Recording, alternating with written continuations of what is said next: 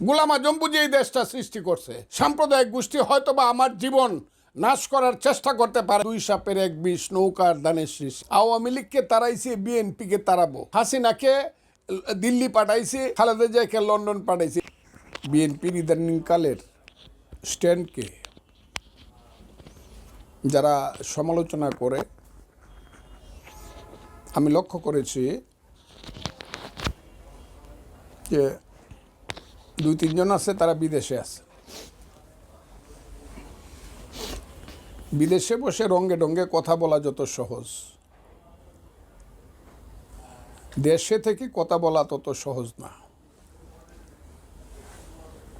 আমি তাদেরকে আহ্বান করব, ঠিক আছে আপনারা তো অনেক কথা বলছেন, এখন তো আপনাদের সরকার আসছে, আপনারা দেশে আসেন, দয়া করে দেশে এসে দেশের বর্তমান পরিবেশ এবং পরিস্থিতি বুঝে আপনাদের মতো করে কথা বলেন।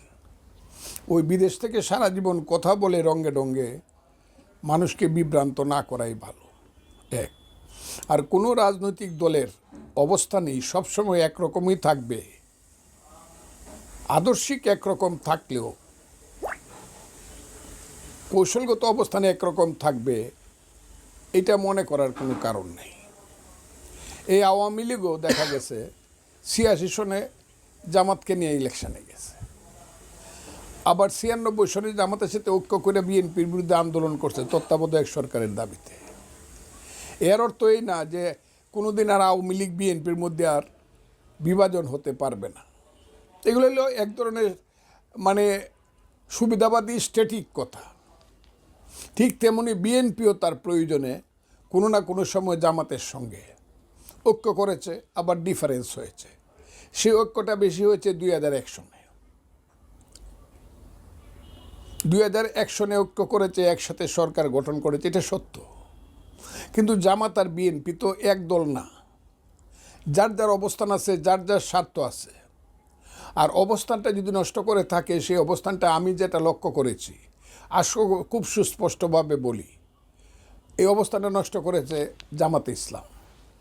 বিশেষ করে 5ই আগস্টের আগ পর্যন্ত তো আমরা মনে করি যে 5ই আগস্ট কেন, 2001 সন থেকেই মনে করি জামাত যত বিপদে পড়েছে। এই যে খালেদা জিয়ার বক্তব্য দেখাইল বিদেশি মেহমানরা, খালেদা জিয়া আমার বিদেশি যে সুসন্তানরা যারা দেখা ওখান থেকে বড় বড় রঙ্গে ডঙ্গে কথা বলে দেখাইলো, খালেদা জিয়া কইতেছে এইটাই হয়েছে, নিজামিরে বিচার হবে না, অমুক হবে না।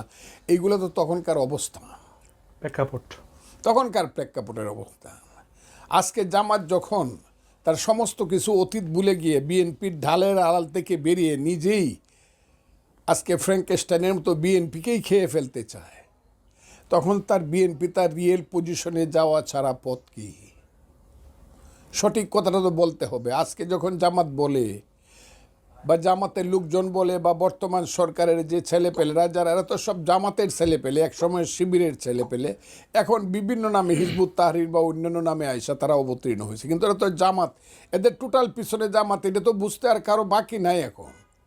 এখন জামাত যখন বলবে মুক্তিযুদ্ধ মানি না, মুক্তিযুদ্ধ থাকবে না, 71-এর মুক্তিযুদ্ধ তাদের কাছে এখন অপশনাল বিষয়। এখন তাদের কাছে মূল বিষয় হইল 1947 এবং 2024। বিএনপি তো তার অস্তিত্বের কারণে এখন বলবে যদি 71-এর মুক্তিযুদ্ধ না থাকে তাহলে তো major Zia zero. Who is major Zia? কারণ 71-এর মুক্তিযুদ্ধ ছিল বলে তো মেজর জিয়া বলতে পারছে, I major Zia do hereby declare the independence of Bangladesh. নিজের নামে বলছে প্রথমে, তারপরে বঙ্গবন্ধুর নামে বলছে। কিন্তু বলছে তো মেজর জিয়া তো এখানে হিরো, মুক্তিযুদ্ধের one of the heroes of liberation war.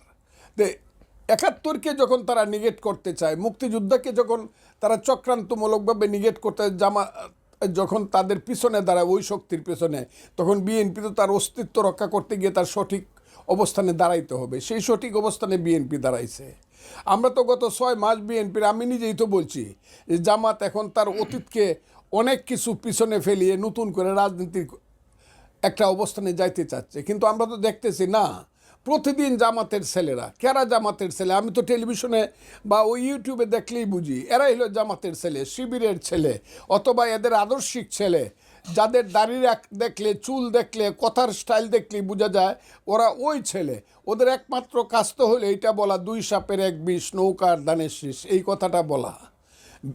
Awami লীগকে তাড়াইছে, বিএনপিকে তাড়াবো, হাসিনাকে দিল্লি পাঠাইছে, আর আর কৌশল করে খালেদা জিয়াকে লন্ডন পাঠাইছে। এইসব কথা যারা বলে তাদের ব্যাপারে সঠিক কথাটা বললেই যদি গায়ে ফুসকা পড়ে, তাহলে তো বলতে হবে যে এই দেশে প্রকৃত কথা বলা যাবে না। তারা যদি বলে যে জামাত এবং সেনাবাহিনী দুইটাই দেশপ্রেমিক দল, সেনাবাহিনী দল হইল কি করে? সেনাবাহিনী তো আমাদের সার্বভৌমত্বের প্রতীক। জামাত তাদের সাথে মিলায়া নিজেদেরকে দেশপ্রেমিক হিসাবে তারা বলতেছে একমাত্র দেশপ্রেমিক, তাইলে আমরা কি দেশদ্রোহী? অন্য সব দেশদ্রোহী? এটা আমরা উত্তর দিতে পারবো না। জামাত বলবে যে আমরাই একমাত্র দেশপ্রেমিক।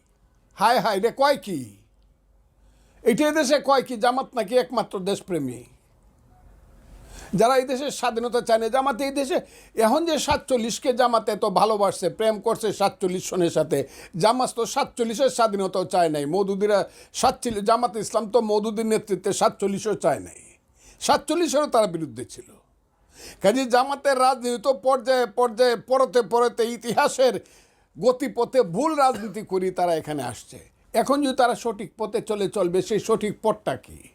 সেই সঠিক পথটা হলে তারা যদি এত বেশি হয়ে থাকে, তাদের এত সমর্থন হয়ে থাকে, তারা একটা ইলেকশন হবে জনগণের সমর্থন নিয়ে, তারা যদি মেজরিটি পায় তারা ক্ষমতায় যাবে। আমরা বিরোধী দল হিসাবে তাদেরকে আমরা সহযোগিতা করব, সেলিউট করব, বা তারা ভুল করলে আমরা বিরোধিতা করব।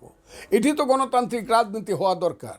এখন যদি মনে করে চক্রান্ত করে বিএনপিকে একদম নাক দম বন্ধ করে মেরে ফেলে এবং কুৎসা রটনা করে বিএনপিকে সব কিছু অন্ধকারে নিমজ্জিত করে দিবে, বিএনপির লোকজন কথা বলতে পারবে না। আর ওই যে বাবু এবং সাহেবরা কথা বলে, আমি তো বুঝি না এদের কথার উত্তর আমি দিব। হু আর দে ইন বাংলাদেশ? এরা বিদেশে গেছে, এটা মজা করে। এরা কারা বাংলাদেশের? এরা এই দেশটাতে তো সাম্প্রদায়িকতাকে ছড়াচ্ছে। বাংলাদেশ তো সাম্প্রদায়িকতার দেশ না। মুক্তিযুদ্ধ তো সাম্প্রদায়িকতা না। মুক্তিযুদ্ধের অর্থ হইল গণতন্ত্র, মুক্তিযুদ্ধের অর্থ হইল ধর্মনিরপেক্ষতা, মুক্তিযুদ্ধের ধর্ম হইল বাঙালি জাতীয়তা, প্রগতিশীল বাঙালি জাতীয়তাবাদ। মুক্তিযুদ্ধের অর্থ হইল মানুষের পেটের ভাত, পরনের কাপড়, গরিব মানুষের সন্তানের শিক্ষা শেষে চাকরি, একটা সুস্থ সুন্দর জীবন। এর নাম হলো মুক্তিযুদ্ধ। এর বাইরে যারা যাবে গণতন্ত্র, ধর্মনিরপেক্ষতা, মানুষের পেটের ভাত, পরনের মানুষের মুক্তি সংগ্রাম, এর বাইরে যায় যাবে মুক্তিযুদ্ধ বিরোধী। তারা বলতে পারে আজকে ইসলামের নামে যারা পলিটিক্স করে, যারা ধর্ম ব্যবসা করে, আমি তো ধর্ম ব্যবসা করি না। আমি তো মামুনুল হক সাহেব যে বক্তৃতা করে সেই বক্তৃতা ডেইলি শুনি। ঠিক আছে, উনি মনে করতেছে উনি এই দেশে ইসলাম প্রতিষ্ঠা করবে, শরিয়া শাসন করবে, শরিয়া শাসন চালু করবে। এই ব্যাপারে আমি ওনার সাথে তো একমত না। আমি তোলাম ফির দুনিয়া, আমি গণতন্ত্র চালু করব, মানুষের সুযোগ সুবিধা চালু করব, এই দেশের উন্নয়ন করব, সারা পৃথিবীর সঙ্গে আমি কম্পিটিশন করব। আমি তো দুনিয়াদারি। উনি যদি দুনিয়া এবং আখেরাত দুইটাই চায়, ইসলামী শাসন, শরিয়া শাসন চায়, then he should go to the people. মানুষের কাছে যাইতে হবে, দেখি কত পার্সেন্ট ভোট মানুষ তাদেরকে দেয়। যদি মেজরিটি ভোট মামুনুল হক সাহেবের আদর্শের পক্ষে দেয়, আমার তো বলার কিছু নাই। কিন্তু তারা তো সবসময় ফোর্স করতেছে, এরা কাফির, এরা ধর্মবিরোধী, এরা ওই বিএনপি ওই জায়গাতে, তো তারা সবসময় ফোর্স করতেছে। আমি আমার পলিটিক্স করি।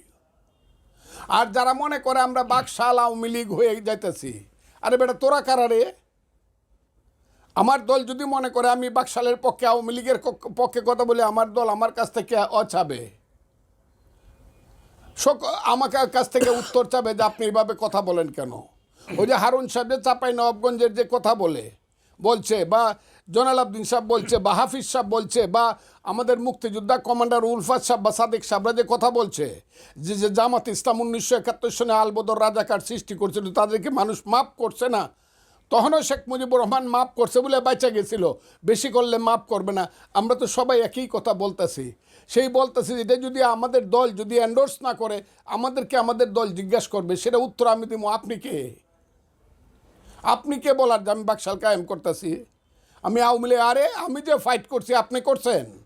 আপনি তো 7 সমুদ্র 13 নদীর হিফার থেকে বৈশা বৈশা রঙ্গে ডঙ্গে কথা কইছেন। আমি কি রঙ্গে ডঙ্গে কথা কইছি? আমি জীবন মৃত্যুর মুখামুখি দাঁড়ায় কথা কইছি। আমি বাংলাদেশের ইতিহাসের সংসপ্তক ফজলুর রহমান। খুব বাড়াবাড়ি করে কথা কইতেছেন, ডোর দেখাইতেছেন, আমারে মাইরে ফেলবো, কাটতে ফেলবো। আমি জাতিকে, আমি বাঙালি জাতিকে আহ্বান জানাই, বাংলাদেশের 17 কোটি মানুষকে আহ্বান জানাই। আমি কি এত বড় অপরাধী যে আমাকে থ্রেট করবে, যে আমাকে মেরে ফেলবে?